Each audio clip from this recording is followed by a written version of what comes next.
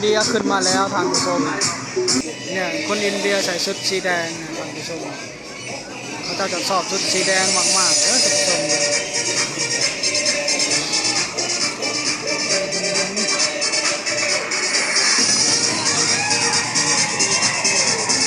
โอ้โหมีลิเดียลำเล็กเสียงโหเจ๋งๆสนุกกันมากๆเลยท่านผู้ชมโหขึ้นมาก็เต้นเหมือนเดิมสายตืด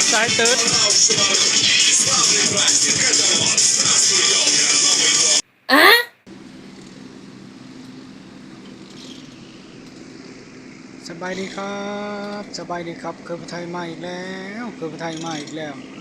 มื้อนี้เคยไปไทยพามาเที่ยวเรือดินเนอร์มาเบิ่งเรือดินเนอร์เด้อท่านผู้ชมเด้ออยู่ท่าที่2ของไอคอนสยามช่วงนี้เวลานี้ก็ 3 ทุ่มแล้วเด้อท่านผู้ชมเด้อช่วงเวลานักท่องเที่ยวเข้ามาจะขึ้นมาแต่เรือดินเนอร์เนาะก็ให้ฝากกดไลค์กดแชร์กดติดตามคอมเมนต์ติชมได้เด้อท่านผู้ชมเด้อช่วงนี้เวลานี้ก็ 3 ทุ่มก็เป็นของ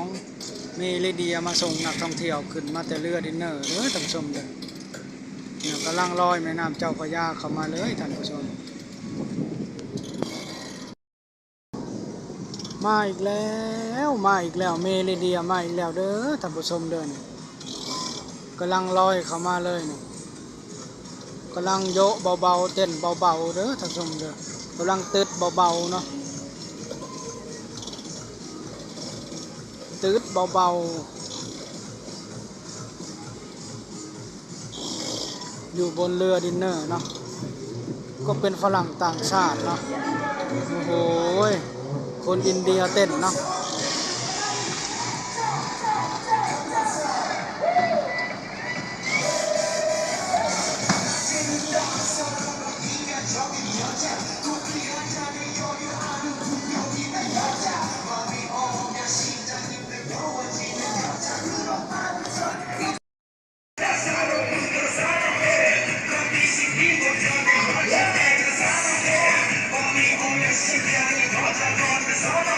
นี่จะเป็นคนอินเดียเต้นเด้อท่านผู้ชมเด้อ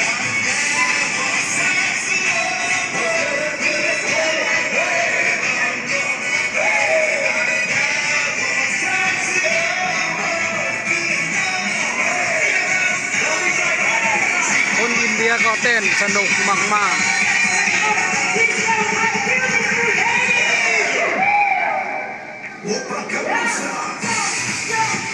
ตืด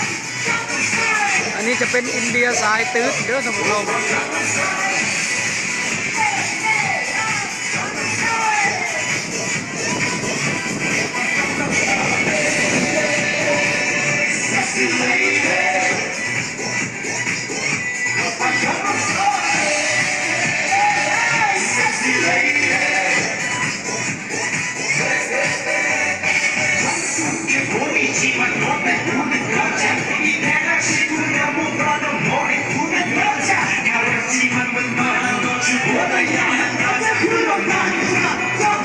สายตืดเด้อท่านผู้ชมเด้อ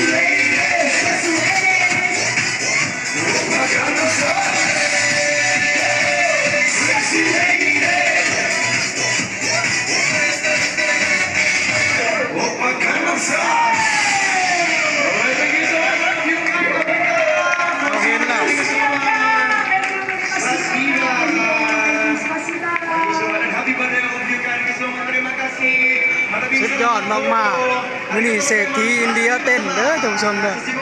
คนอินเดียสนุกมากๆเลยวันนี้สุดยอดจริงๆ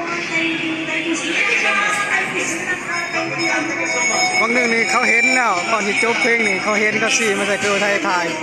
ถ่ายเขาเจ้าเต้นเนาะต้องขอโทษขออภัยเด้อคนอินเดียเด้อ ตอนนี้ก็มาเบิ่งมาดูเนาะเขาเจ้าเดินขึ้นมาแล้ว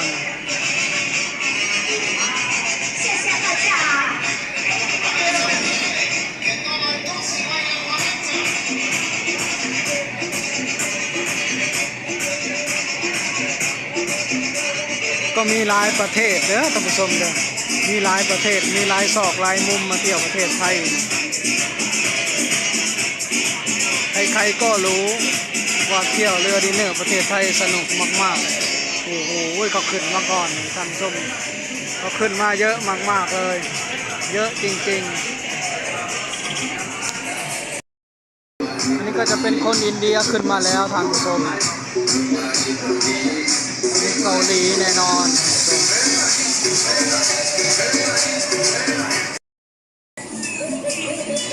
ขึ้นมาอีกแล้วเด้อท่านผู้ชมเด้อคนอินเดียขึ้นมาอีกแล้วก็มีฝรั่งด้วยเนาะมีฝรั่งต่างชาติขึ้นมาด้วยเนี่ยคนอินเดียใส่ชุดสีแดงท่านผู้ชมเขาจะชอบชุดสีแดงมากๆเด้อท่านผู้ชม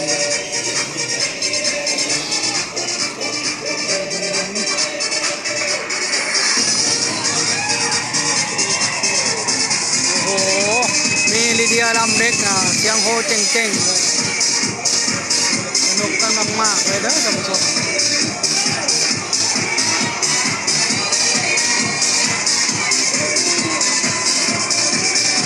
นี่ก็จะขึ้นมาฝรั่งต่างชาติก็ขึ้นมากลับมาดูใหม่ท่านผู้ชมมาดูฝรั่งเต้นมาคนอินเดียเต้นไปแล้วฝรั่งต่อฝรั่งผิวขาวเต้นต่อ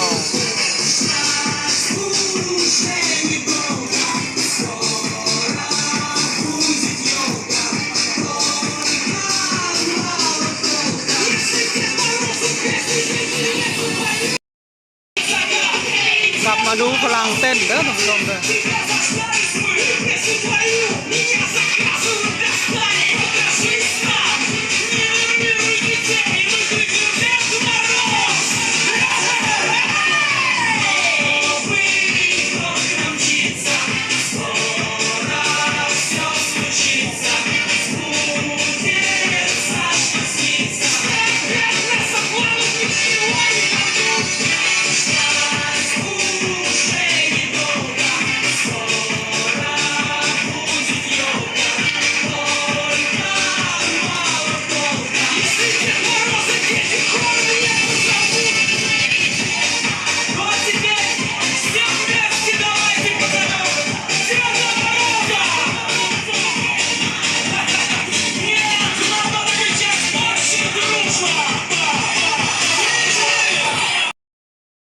ก็มาดูต่างชาติขึ้นมาเลยเด้อท่านผู้ชมเด้อ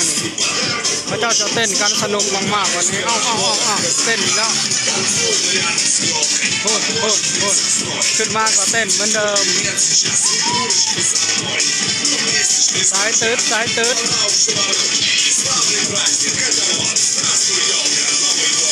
มาดูแม่แอบดูเด้อท่านผู้ชมเด้อสายตืดเหือแตกเลยเหือไหลเลยท่านผู้ชมนี่ก็จะมาดูนะเขาจะถ่ายรูปกันอยู่มาท่านผู้ชมโอ้สายตืดฝรั่งสายตืด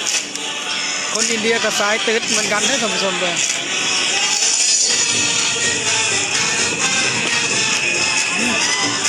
คือมาตืดใกล้แท้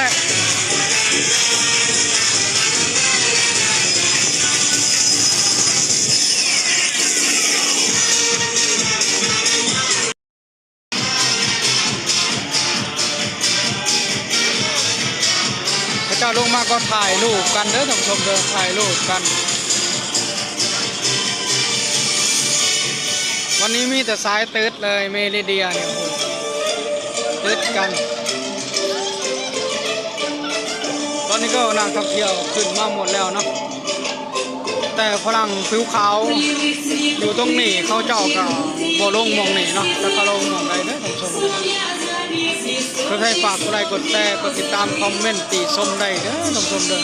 คลิปนี้เพื่อให้จะขอลาจบคำนี้ก่อนพอกันคลิปหน้าขอบคุณครับ